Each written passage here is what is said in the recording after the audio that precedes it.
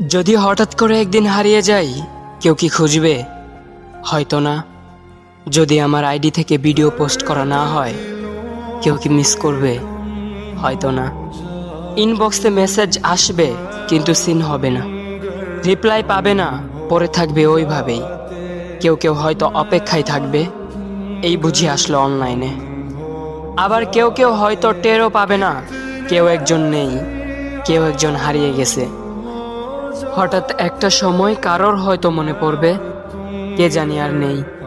কষ্ট করে নামটা সার্চ করবে, পুরনো ভিডিওগুলো দেখবে আর ভাববে হুট করে কোথায় চলে গেল। আবার কেউ কেউ হয়তো একদিন দুই দিন না পেয়ে ফ্রেন্ড লিস্ট থেকে আনফ্রেন্ড করে দেবে। যখন আমি থাকবো না, তখন আমার স্মৃতি কারোর মনে পড়বে, হয়তো পড়বে, আবার হয়তো পড়বে না। তবে হারাতে হবে, হারাতে হয়, হারিয়ে যাওয়াই নিয়ম। পার্থক্য একটাই, কেউ আয়োজন করে হারায় আর কেউ হুট করে হারায়। আমি না হয় হুট করেই হারিয়ে যাব।